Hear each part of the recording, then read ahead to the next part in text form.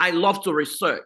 And you see, my researches are very, very deep and intense because I want to know what has been and what will be. Now, the future is 2045.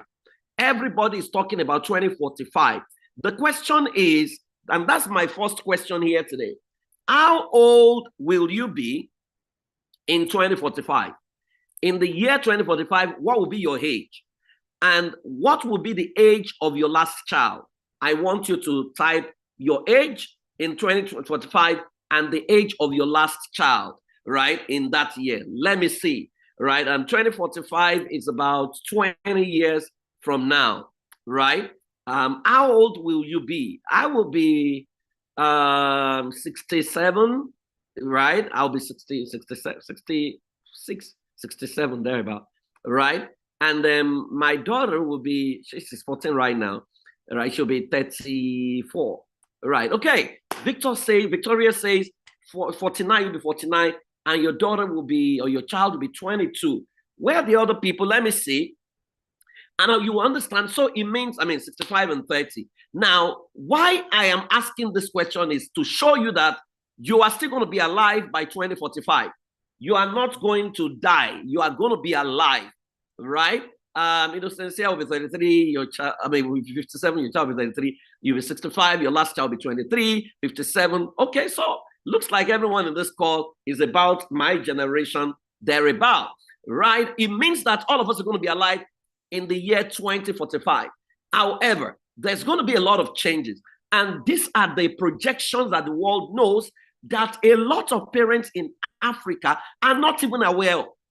See, I tweeted something this morning and I said, when you read in the Bible and it says that no weapon fashioned against us shall prosper, the biggest weapon that has been fashioned against Africa is distraction.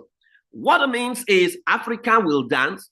They'll give us telephone, we buy new phones, we shoot images, we shoot content. In fact, it's almost like our mobile phone is now a curse. If you understand Yoruba and you go on Facebook, you'll be ashamed to be a Yoruba because there's always fight and fight. If this person is not sleeping with this person, that person is sleeping with. And shameful things is what people are talking about on social media. And you look at the children and the content they are creating is pure pornography. Pornography is a big distraction.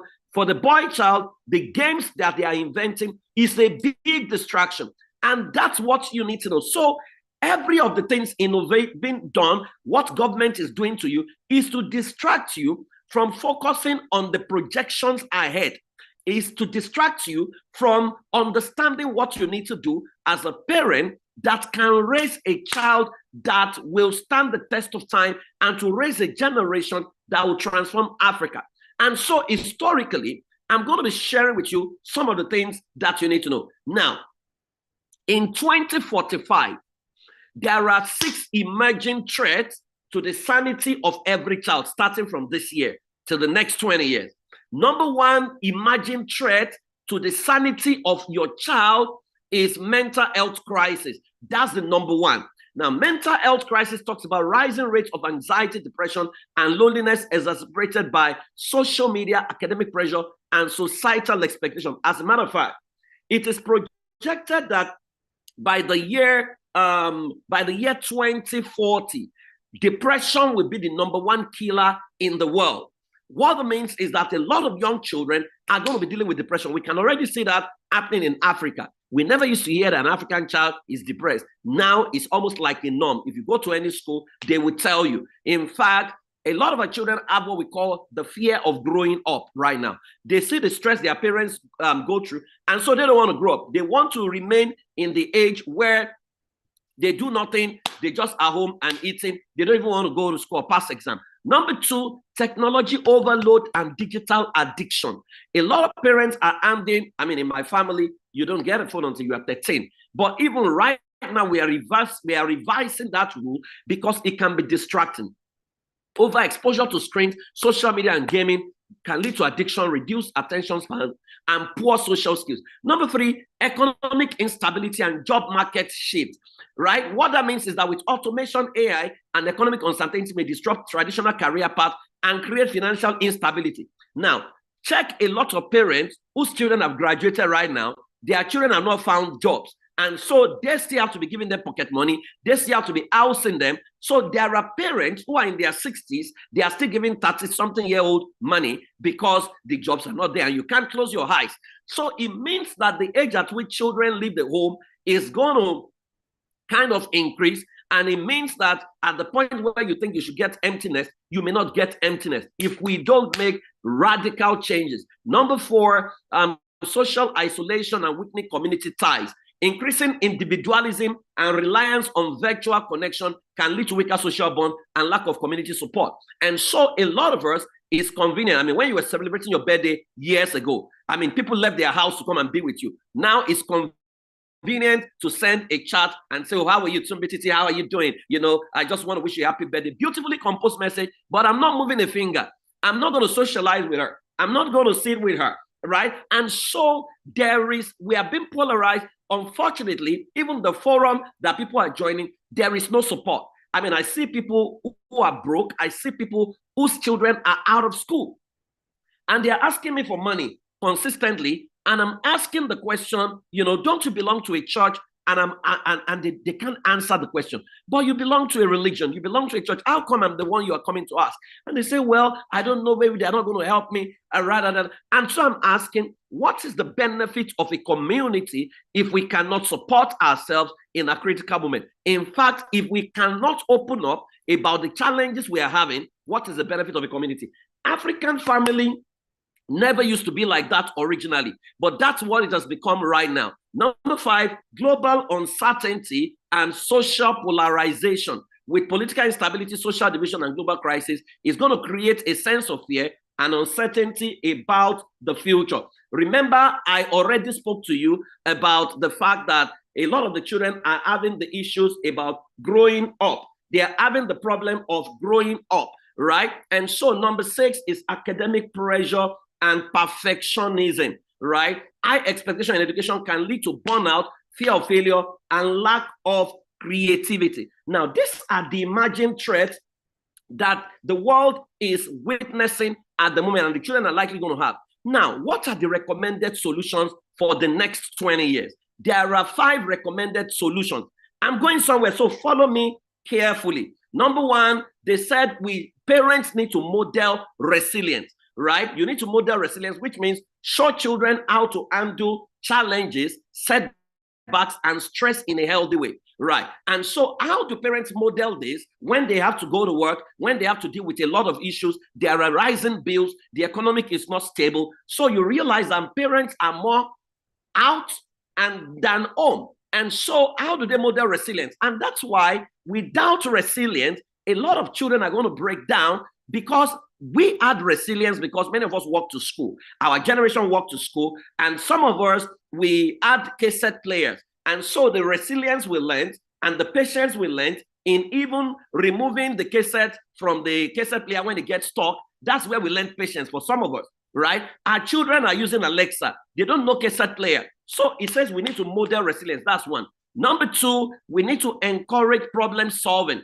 which means you need to allow children to face age-appropriate challenges and guide them in finding solutions. That's what is recommended. So you don't just tell them what to do. You don't give them answers. You force them to think, because we are raising a new generation that hates to use their brain to think in solving problems. Number 3, skill that will be needed in the field, I mean, that the recommended is build emotional intelligence. You want to teach children to identify, understand, and manage emotions. Number 4, promote independence.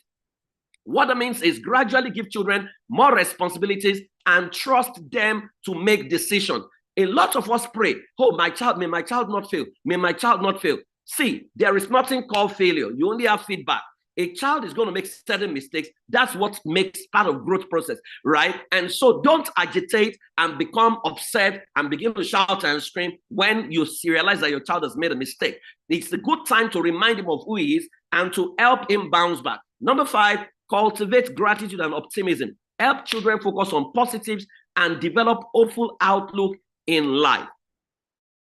Now, having said talked about the threat and talked about the recommended solution, what are the top skills that your children will need in 2045? 1, adaptability and lifelong learning. is the number one skill a child will need in the next 20 years. Number two, digital literacy and tech savviness. Of course, you already know that. Number three, critical thinking and problem solving. These are critical skills your children will need in the next 20 years. But guess what? Across the globe, there is a wave of change going on. And I'll show you how every continent is responding and where the opportunities lies for African parents. Now, cultural intelligence and global awareness is the next one, which means your child needs to have a skill of cultural intelligence where he understands the nuances of other culture, but then he has not lost his identity. Then creativity and innovation, then indispensability, that the people who are indispensable are the ones who will rule the future. So it's not just enough for us to say, oh, we are praying, we are praying. Yes, we must continue to pray, but how are we preparing children to have these skills that will be relevant in the future? Because these are documented researches, and then leadership and influence. In fact, that is the most important skill. Because I say to African children in the diaspora that in the future, an average child from different cultures, especially in America and Europe, they are going to become drug junkies. They are going to get into all kinds of things that will undermine their health. In that future, they will need leaders and influencers who are sane and values-driven, right? And so they need to find you ready. And that's why we need to be intentional in raising our children. So in 2045, there will be a new world order. And what is the new world order going to look like? Please follow me carefully, right? Number one, the final outlook in 2025 for world order, Asia will be the dominant force in 2045, driven by China and India. This is documented. So America is not going to be the global world power. America will still retain military might, but America will not be the global world power. It will be Asia, which is China, followed the biggest economies will be China, followed by India. This is exactly 20 years from now. Africa will be number two because the rising giant fueled by youth and resourcefulness. In fact, they said that African young people will be 2.5 billion people by 2045, which means Africa will be the workforce of the world. That worries me a little bit because it means that we are the ones they will be employing to be doing all kinds of things. But we need to be able to flip that script, and that's why we are having this meeting, so that you don't start to raise children who are going to have all the certification, go to school, and get the good jobs. When are they going to build their own company and hire the foreigners to come and work for them? These are the things I want us to begin to think about so that the future does not take you by surprise. Now, South America, a potential energy and food powerhouse, they will provide food in that year. Europe will be a stable but aging player with niche influence because they are giving back to less children. So it's going to be an aging population. North America, a tech and military leader, but declining in relative power. Middle East, energy wealth, but limited long-term stability. Then Australia will be wealthy and strategic, but not a major global player. That means Asia and Africa, the future, the next 20 years belong to them. Now, it means when we now talk about global culture, there is the 2040-2045 projection. In global culture, Europe will most likely lose its traditional culture. In fact, they have already lost it because if you go to France, you don't know whether France is white or whether France is African, because a lot of the Francophone countries have moved to France, and that's why there's a lot of pressure on the economy. Germany, the same thing, right? They are bringing a lot of people into their culture, and so a lot of things is changing. North America will retain some aspect, but will be highly globalized. If you come to North America, go to Canada, there are places in Canada that looks like India. There are places in America that looks like China, right? South America and the Middle East, mixed outcome, but they will still hold on to their tradition. Asia and Africa, cultural stronghold that will shape the future. Now, by 2045, Europe and North America will struggle to define their cultural identity, while Africa and Asia will be the dominant culture influencers of the world. Now, this is very instructive, but the big question is, does Africa even know their culture? Because culture is the way of life of the people at every point in time. Our children, do they even speak our language for them to be able to feature in this future? Asia has retained their language.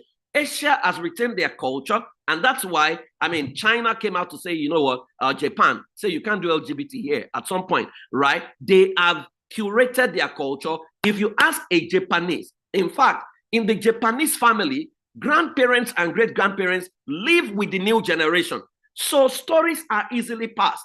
The same thing in South Korea, the same thing with China, right? But in Africa, our children don't even know the story of grandfather or great-grandfather or great-great-grandfather.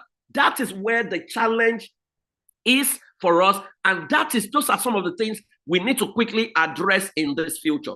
Now, did you know that Africa was once a global power? Because you have had people say, oh, you know, Africa has never been a global power. Africa has never been a global power. But are you aware that Africa was once a global power? If Africa was once a global power, then what happened?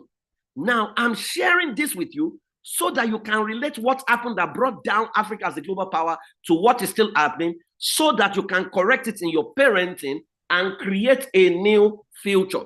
Now, in ancient Egypt, 3100 BCE to 30 BCE, that was the world's first superpower.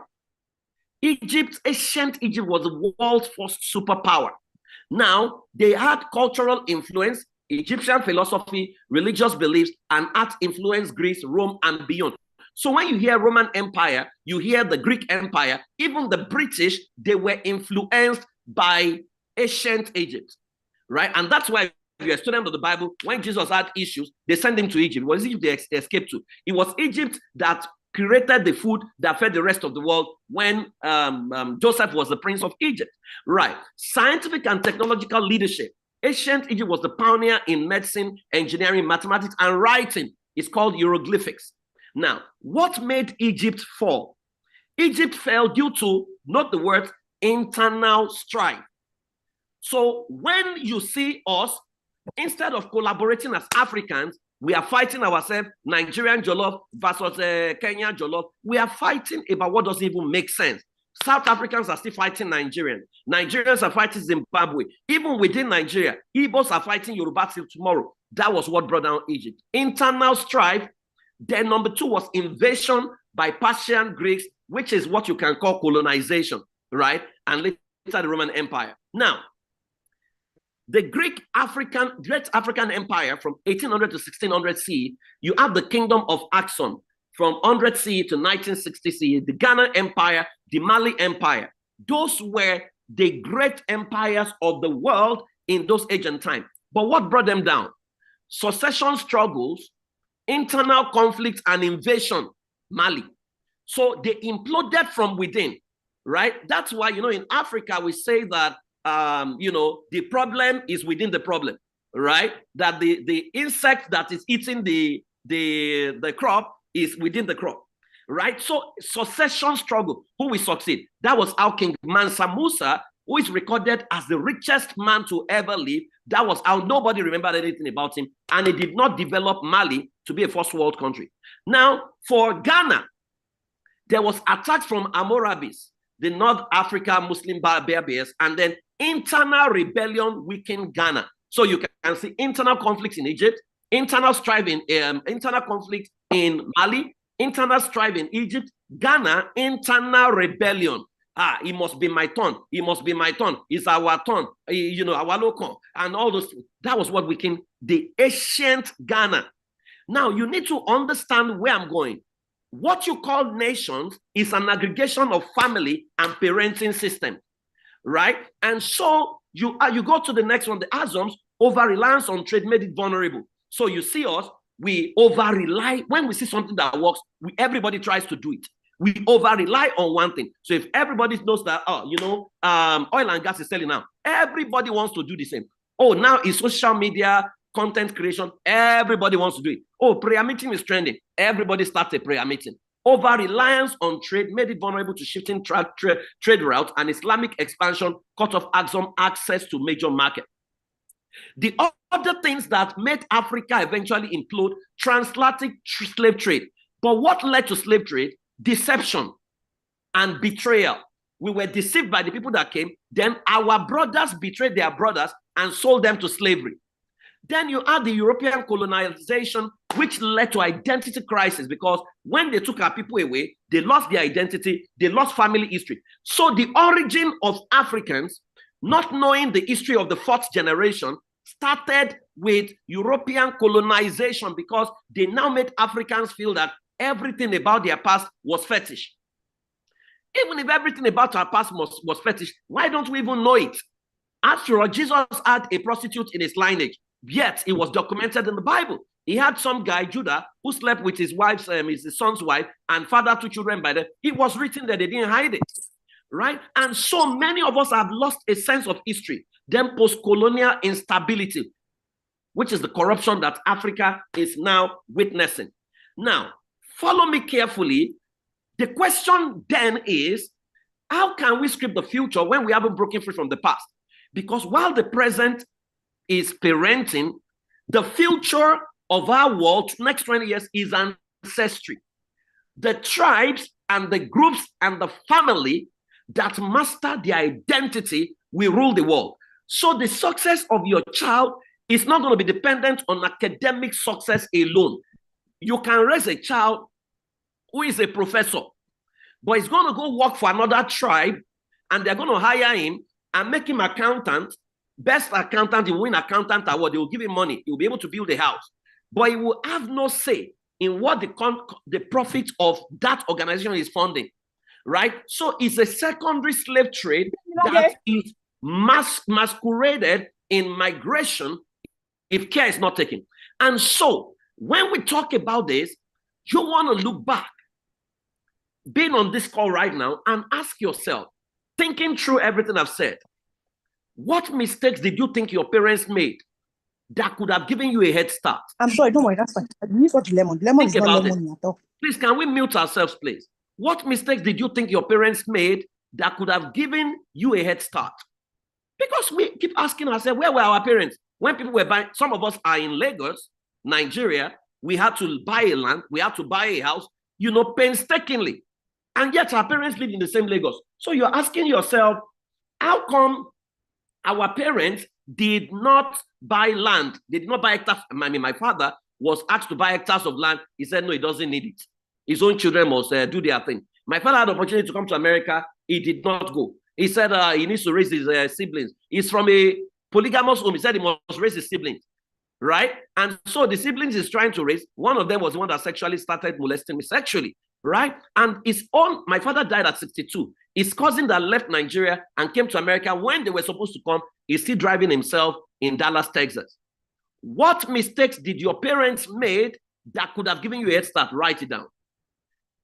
Number 2 is, what mistakes are you already making with your own children? Maybe your father was always shouting, yelling on you, and that killed your confidence. Are you not doing the same right now? Right? If you are here, you think that you are already repeating that mistakes of yelling, shouting when things don't go your way. Can you type I? Let me be sure that you are here. Because a lot of us have the propensity to repeat errors, to repeat mistakes. And so you can see how Egypt fell. It's the same way our families fell. Implosion. We have challenges. We keep things to ourselves. We betray ourselves. And before you know it, there's a problem. Right? So we keep repeating history. We keep repeating mistakes. So we pass yelling to our children. Our children will pass yelling. And then it's been documented scientifically that trauma can travel to the 4th generation. And so we're going to quickly take a simple assessment. It's an assessment I do every session. No matter how many times I do it, I will take this assessment. Now, you're going to look at these statements, right? Just to check the parenting readiness for the future of your family. If you strongly agree with the statement, you put 4. If you agree, you put 3. If you disagree, it's a 2. If you strongly disagree, it's a 1. So you have 10 statements there, right? And so when you finish it, you will now add everything up. So number 1, we have a well-articulated and documented family legend that our kids understand. If I come to your family today, there's a documentation that talks about your family history up to the 4th or 5th generation. If that is your family, you strongly agree that is true, that's a 4. If you agree that's a 3. If you disagree, that's a 2. If you strongly disagree, that's a 1.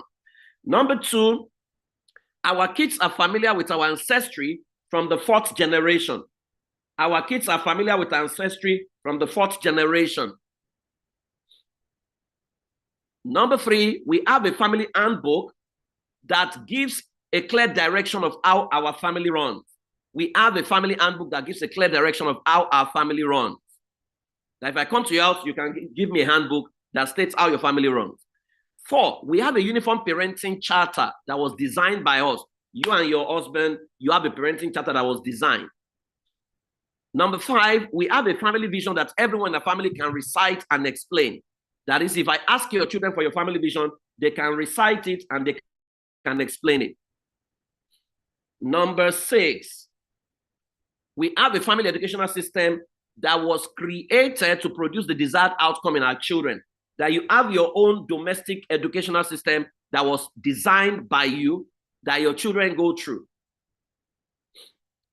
Number 7, our family routines and rituals are in alignment with our vision. Our family routines and rituals are in alignment with our vision.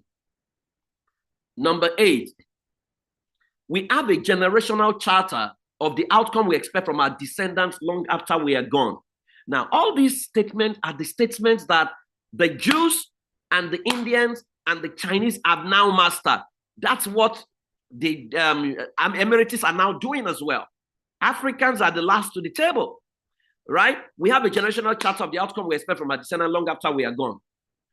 Number 9, we have a family system that can run by itself in our absence. We have a family system that can run by itself in our absence. Number 10, we consider ourselves to have totally healed from our childhood trauma. That's if you have any childhood trauma, you are totally healed. You have dealt with your childhood trauma. Right. Okay, so what did you score? If you had up all your numbers, what is your score? Can you put it on the chat box? There is no shame here, so we're not shaming anybody. We're not yelling. We're not. These are family meeting. Okay, Ima scored 10. It shows you are not ready for the future. And it's a description of where we are. And so when we are done with you, you must be able to score 4 and 4 and 4 and 4 across board, right? If Unaya is scoring 11, okay? Let's see. Where are the other people? I want to see your scores, right? 18. Well, that's it. Where you are is a description of where you are right now. Don't worry. In 1 year, those things will change.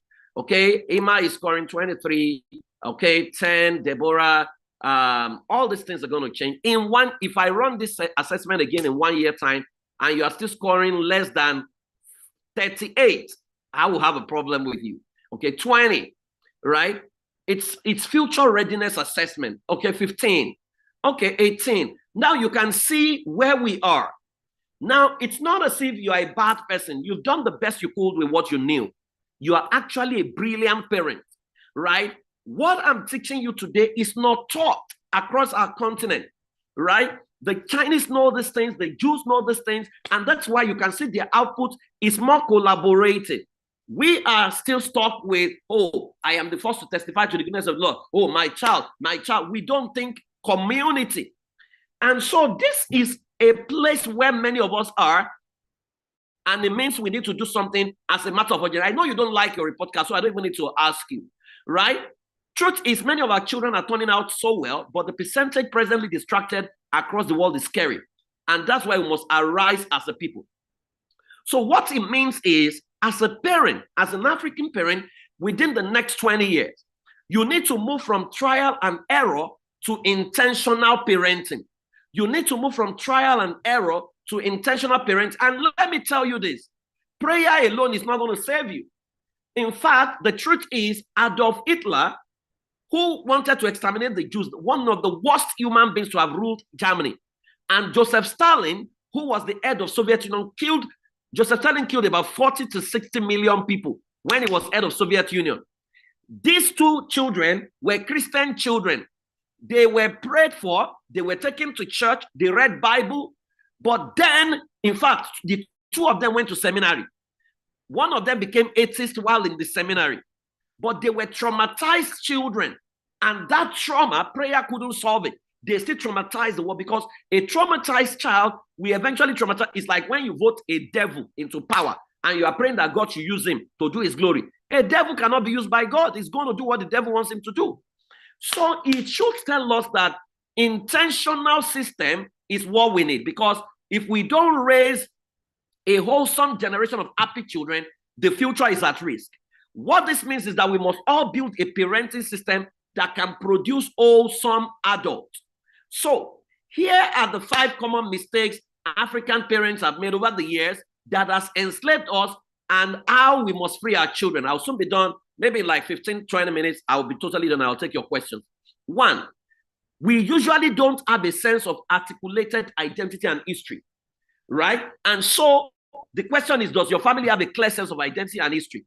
The answer is no for many families. Why? Because no history is passed down from generation to generation, because somebody is always telling us, you are from a demonic family, so dissociate from them. You are now the seed of Abraham. There's nothing wrong with that. The only problem is that you are not an Israeli, right? There is something good in your heritage, no matter how bad you think it is. So this is the number 1 mistake African parents have made over the years that we need to rewrite in our age between the next 20 years. Number 2, no generational agenda. A people who do generational agenda will rule over people who are bogged down by annual declaration. Go and check. The Indians have a 100-year agenda. The UAE has Vision 2030. They now have a Vision 2117, which says by 2117, they will build an estate in mass. All these things are there, documented, right? Where is our own generational agenda? That's why if you go on Google today and check what will happen in the year 2100, you will find information there. What will happen in the year 2058, you find information there. What will happen in the year 2090, you find information there. But guess what? You will not find information put there by Africans. You will find every other race except us. So this is number 2. Many of us don't have a generation. Don't think as a parent for yourself. If you are listening to me, God has brought you here to become a new ancestor and redefine the future of generations unborn. That's what God is doing for you. He has appointed you, if you're on this call, to become the person that will redirect the future. UAE was a desert. A family rose and redefined the future of that nation. That is why you are here. Number 3, ineffective family system for effective child scripting. The rule of parenting now is scripting. You need to script your child. Does your family have an intentional script for your child? Africans are built on emotions. We are not built on system. That is why we've started teaching people how to build systems. Number 4 is lack of disciplinary options, thereby traumatizing a child. Does your family have a disciplinary system? Let me address this issue. If you are here, you shout, you beat, you yell, you do things against your child, you beat a child for being a child.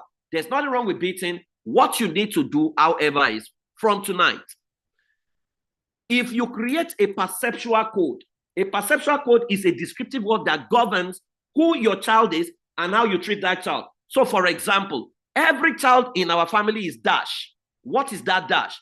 If you say every child in this family is a royalty, right? Then you ask yourself the question, how do you correct royalties?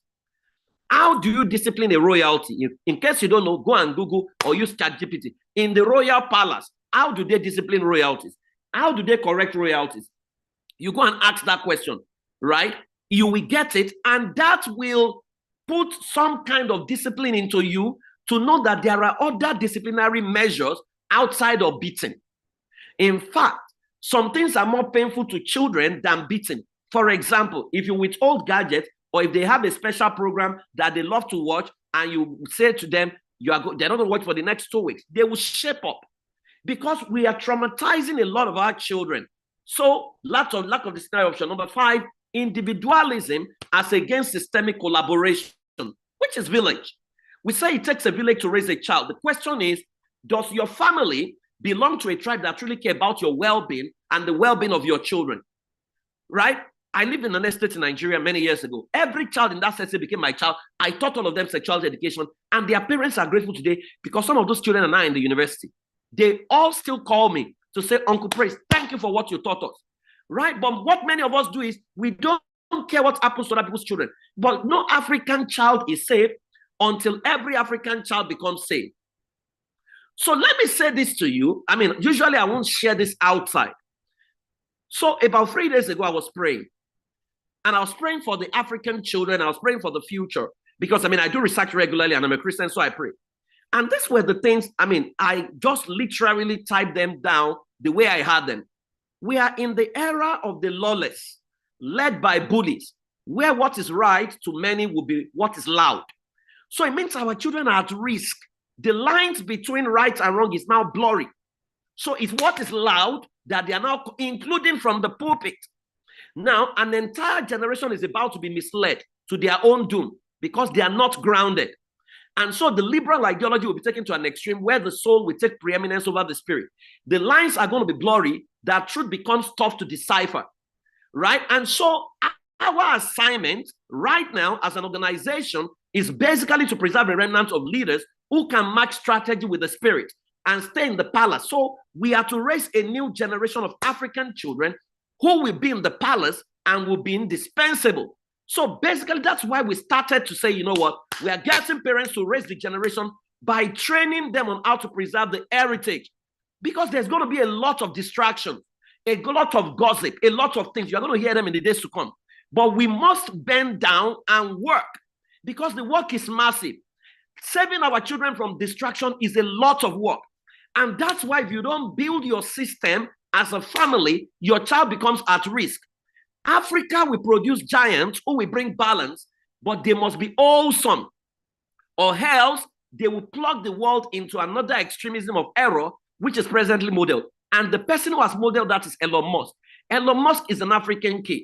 Elon Musk literally put money down to win American election. But on one hand, Elon Musk says we want to establish righteousness. But last week, Elon Musk had the 14th child from the 5th baby mama. So that's an example of how somebody can teach right and wrong at the same time. And so if Elon Musk is the model of our children, they are going to be rich, but then they will have 5 baby mamas, 14 children, right? And this is what I believe the Lord is saying to all of us on this call. To say, you see, it's not a microwave change. Africans love miracles. I wish I can anoint your head right now and teach you parenting, but it doesn't work that way. And I wish I can come here and tell you, if you sow a seed to me, sow 1 million, your child is going to turn out right. I can do that and manipulate you, but we're not going to do that, right? And so the question I've come to ask you is, on this call tonight, what is God calling your family to do for him? What is God calling you as a parent to do for generations unborn? Somebody determined your future before you were born, unintentionally. You can determine the future of generations unborn. In fact, I said to people, if they say our parents handed over generational curses, we can hand over generational blessings and redefine the future. And so these are the 3 steps you need to follow as I wrap up this session. Number 1, you need to dig deep after today into your ancestry and recover your superpower. Every family has got a superpower. You want to find yours. Whether it's teaching, whether it's priesthood, whether it's forecasting, whether it's activism, whether it's business, international business, if you check through your lineage, there is something that is common. God gave it to you. The gift and the calling of God is without repentance. So don't let anybody gaslight you out of it. Even if your parents were worshiping a shoe or something, they were priests. And you can flip that script. So that's the first thing you need to go find out. Number 2, you need to intentionally heal from your personal trauma and become wholesome. You cannot pass trauma to generations unborn.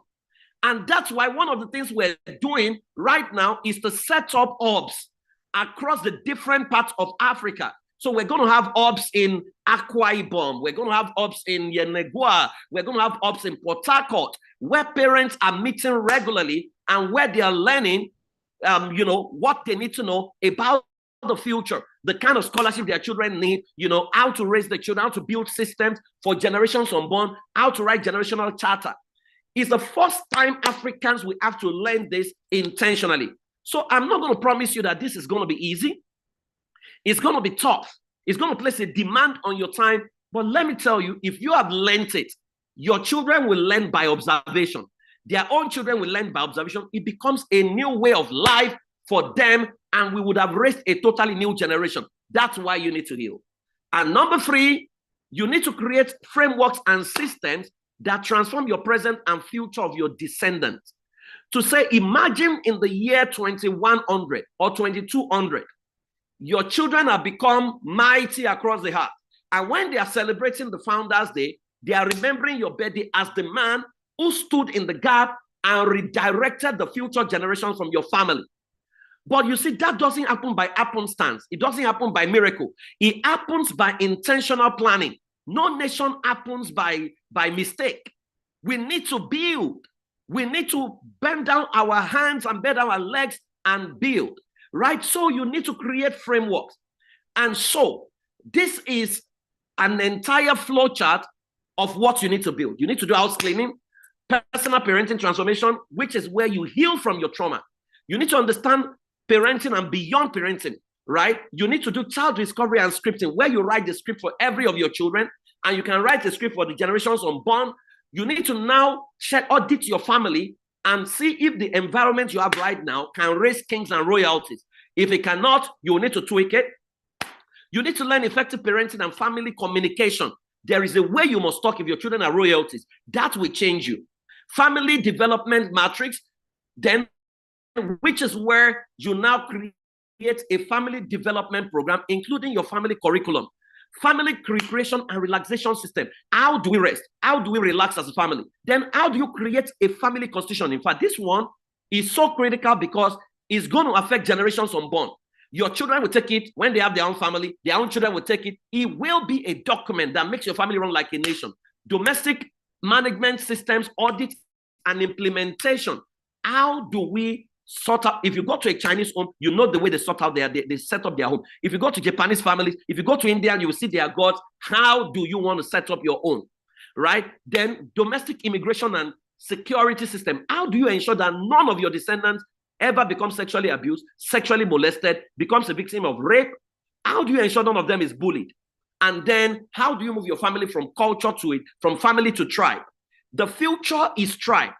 The family of Jacob was a dysfunctional family, but that family became the nation called Israel. So what will you be willing to do to change the trajectory of your family forever and raise a highly successful kids? See, African of old collapsed by self-sabotage and greed.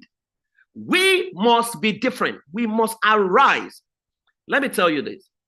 Everything I have said will happen in the last 24 years has happened. Everything. Most of the time when I come out like this and I'm talking, they don't take me seriously. But eventually it begins to happen and people start to call me, Praise, you said this thing, you said this thing. You said it. I said, because God does not do anything without us announcing it. He will always raise a remnant, but the remnant has got to be prepared, right? And so I want to invite all of you, because we are setting up the African family, African parenting tribe, the new African parenting tribe. And what we're going to be doing in that tribe is we're going to first take everyone through a 13-week intensive program. In 13 weeks, once a week, Sunday evening, you will come to class. We will teach you the systems you need to put in place, how to set up your family constitution, how to set up your family governance system. These things are not taught to Africans, right? It's a product of research, and that is what other tribes have mastered globally, right? You will learn all these things and we'll monitor you. We'll ensure that within 13 weeks, you have implemented the basic ones. Then we will provide support for you round the year. Round the next 1 year from now till December, we're going to be together, right? We're going to be doing knowledge sharing. So there's a month, we're going to bring someone who will teach you how to position your kids for scholarships in Ivy League schools, what they need to do, what they need to know, right? How to fund foreign education. If you want to do that, we're going to learn that. A lot of things, you get support from coaches around the year. So if you have any parenting issue within the next 1 year, you can escalate it in the group and put it, and someone is going to attend to you. Right. And so I am inviting all of you tonight, right? I wish we can do it for free. But what we've done is to make it affordable, right? And make it cheap enough such that you can do a payment plan, or you can pay once, right? And so this program, let me tell you, ideally, because you're going to have study centers at various locations wherever you are located, right? But we have a central group as well where you do knowledge sharing. You're going to have workbooks, you're going to have resources that will assist your child around the year. This is the new African Parenting Tribe. You can click on the link and sign up today. It costs $200,000 for 1 year access, right? For the silver plan, the gold plan is $500,000. You can choose whichever one works for you. But let me tell you this, I promise you, everybody that I teach will tell you, you know, they have gotten way more value than they paid for, right? And that's why I believe your friends have invited you in tonight, because we have to preserve the future of Africa. I can't, you know, overstate this enough, because I know what is going to happen and I know what we need to do, right? And so if you are here, you are going to put, and it's not just even enough if you have money. You have to be interested in rewriting the story of your family forever. You have to be interested in creating the script that makes your child work and make them successful. And you have to be willing to grow yourself to become the best ever parent and the ancestor of the new generation. Those are the criteria. So if you have money and you're not going to do any of those things, it's still a waste of time, right? You and your wives are covered once you pick a slot. So I am asking you, you can use the link to sign up today. FamilyHouseAfrica.com/VIP parents. Go ahead, sign up. Either you want to do the silver plan or you want to do the gold plan. You can drop 100,000 and spread the rest of your payment, or you can talk to the numbers they are sharing on the chat box if you need further assistance in spreading your payment. But you see, this is going to transform our continent, and that's why we're going all out. If we make it free on serious people, and people who are not interested are going to come in, and we don't want to do that, because if God wants to change a nation, he selects an exclusive people, right? And those exclusive people comes with terms and conditions. That's why Israel was chosen, but you know, not everybody made it to the promised land. So we have to be intentional with this. And so go ahead and sign up right now. But here is the final exercise we're going to do, and I'll take a few questions if you have. I want you to close your eyes and just imagine the future of your child. I want you to project to year 2050. I want you to see that year in your mind. They said that by 2050, Africa will have the world's largest workforce. But I don't want Africa to have the largest workforce. We want Africans to have the largest innovators and leaders. Because if we have workforce, when there was slave trade, we were the largest workforce. We built America. The back of our forefathers built Canada, built UK. They were in the plantation. They built the Caribbeans. But then they couldn't vote.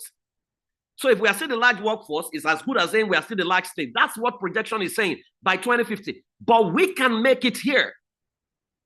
The largest innovators and leaders. And I want you to position all your children, see them in that future.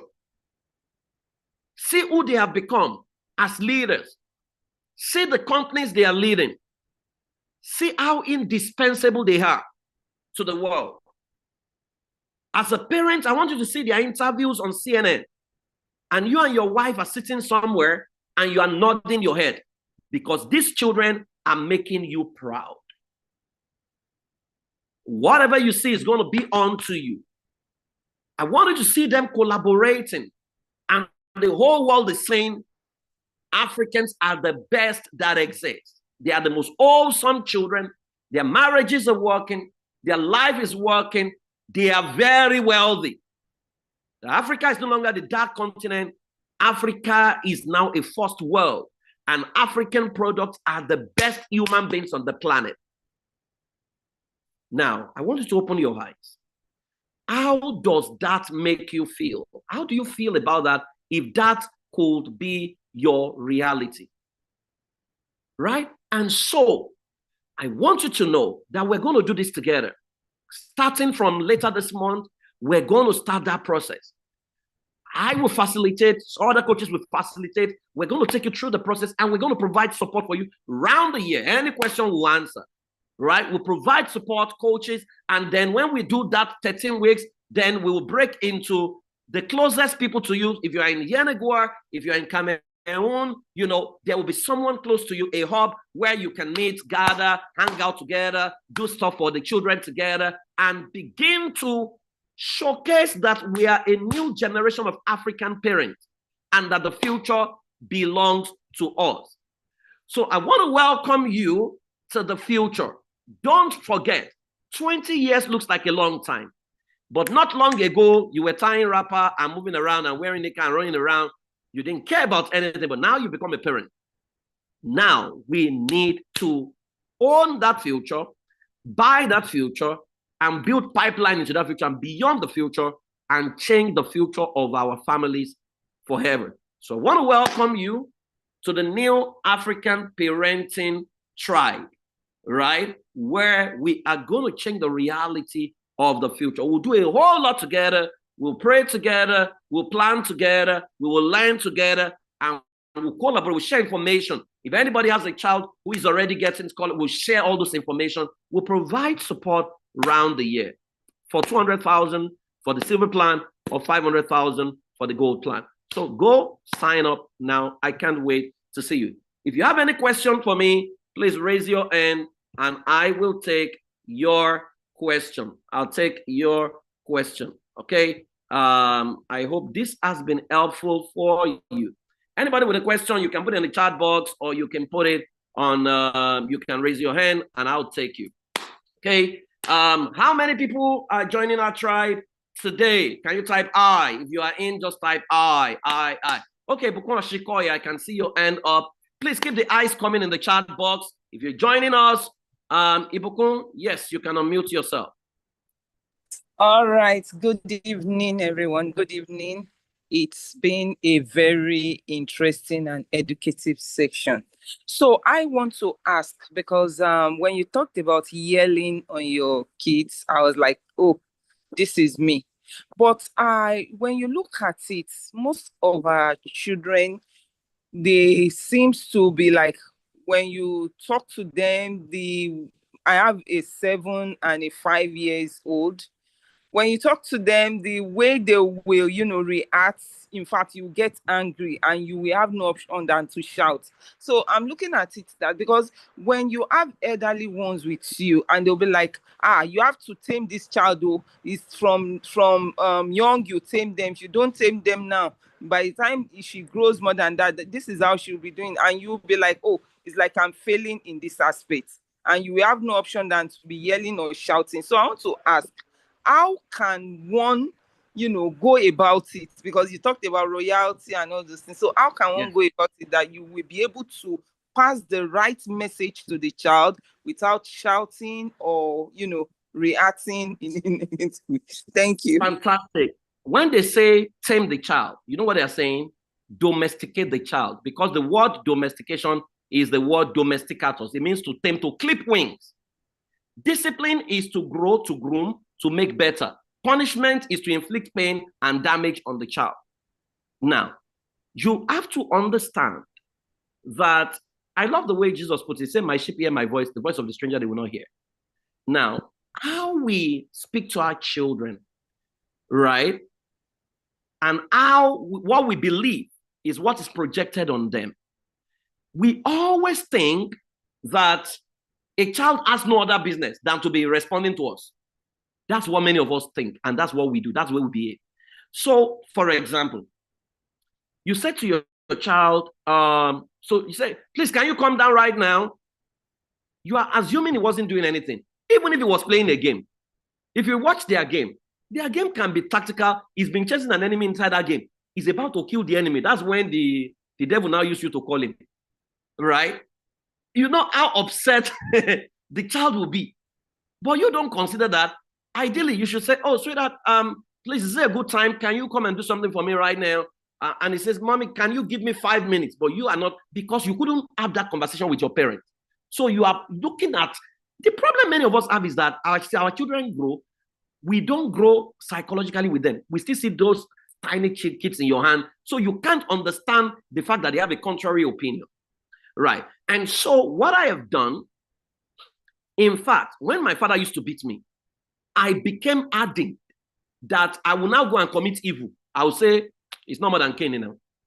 My mom never beats me. My mom will sit you down, have a conversation with you, a thoughtful conversation. When my mom is done with you, I will be crying as if they flogged me with koboko, like 5 people. And so when I was smoking on campus, it was not the beating of my father that stopped smoking. It was a conversation with my mom. So I learned firsthand that, how we show respect for the child and what we communicate to the child is what is important. Every misbehavior in a child can be attributed to 2 things: a non-discovery of self and a non-remembrance of self. If a child does not know who he is, he will mess up. If he forgets who he is, he will mess up. And the world is structured in a way to make your child doubt his identity. So when your child does something that is wrong, it's an opportunity to remind him of who he is. So the first question I ask my children is, who are you? My son said, I'm a royalty. So the royalties do this thing. He says, no. So what should you have done?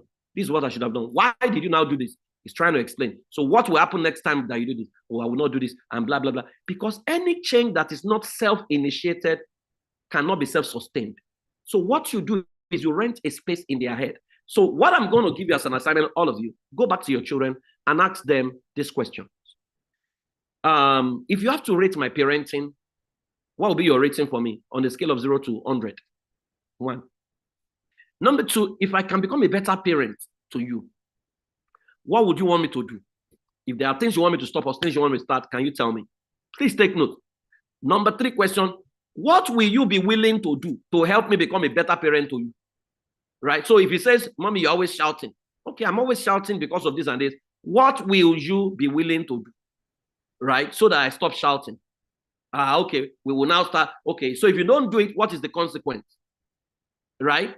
It's a conversation and you stick to whatever they agree. So that's what you need to do. If your child is still a toddler, you don't have to worry. Between ages 0 to 3, what you should be doing is to observe that child and be writing, interpreting the signal your child is sending you, because a child sends a lot of signal within the first 3 years. Now, somebody's asking, what's the difference between silver and gold? Now, silver plan is general plan, and silver plan have their workbook online. You download it.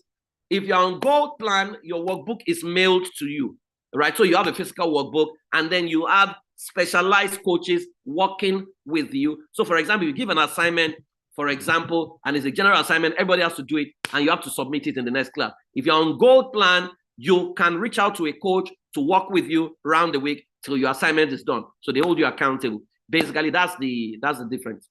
Right. Okay. So any other question? Your child is throwing tantrums and is aggressive. Your child is not aggressive. Your child is getting familiar with it. Let's be mindful of the words we use. A toddler is never aggressive. He's getting familiar with his environment. Most likely, your child is exhibiting that he's a natural leader, right? So it will look like stubbornness, but that's a natural leader. As he grows older, it might be an intimidating number. So you need to ask yourself, between you and your husband, who is this child modeling? The child is modeling one of you, right? And so that can give you an idea of what it's doing, right? What you call tantrums is his way of saying no. He's trying to assert himself. So observe, and whatever you see, note these things down. And please, if you say a child is aggressive, right? Maybe the child is developing a mind of his own. Always find the nearest word that is empowering. Don't use negative words like this on your child, because that's not a good way to. Because if you see a child that's aggressive, the next thing you want to do is to bring koboko and beat him, right? And that's not sustaining, right? And don't let people psychoanalyze your child and tell you that your child is stubborn or your child is this, your child is that. No, please. Okay. Any other question? Any other question before we go tonight? Have you guys learned something today? If you have learned, can you type yeah? Let me see you. And please, if you're joining, please use the link. We can't wait to have you lead you. We're going to provide all the support you need around the year. And trust me, if this program is not the best parenting program you've ever had, I'll personally refund your money to you. I will refund your money. But you will see this will redefine your future. It's beyond parenting. It totally transforms your life. So go sign up today. Use the link, put in your name. Go ahead, sign up. I hope to see all the 62 of you in class. Some people already signed up anyways. But we're going to have fun. The group is always very interactive, a lot of fun, a lot of resources, a lot of support, a lot of help. You won't need to pay for a therapist for the next 1 year, by the way. How long before the sign up closes? The fee covers you for 1 year. It covers you for 1 year. So classes start March 22nd, right? The class starts March 22nd, right? And so, I mean, even if what you can do is to pay part of it right now, just go and sign up, chat the numbers, use the numbers in there, chat with them, and let them get you in. That's the most important thing. They need to get you in, and so sign up, and then you will find yourself wherever you live, you'll find yourself in a group. There'll be a dedicated coach who is working with you to support you. At the same time, we will also support you around the year. You're supported around the year. Anyways, this is Family House Africa. We are the #1 family strategy and innovation company in Africa. I've been in this field for 24 years of my life, and I know a few things, right? I presently live in America, curating solutions for Africans in the diaspora and the Black community, right? And so there's a whole lot that we're going to teach you in this meeting. So go ahead and know that you are on a journey to redefining the future of your lineage forever.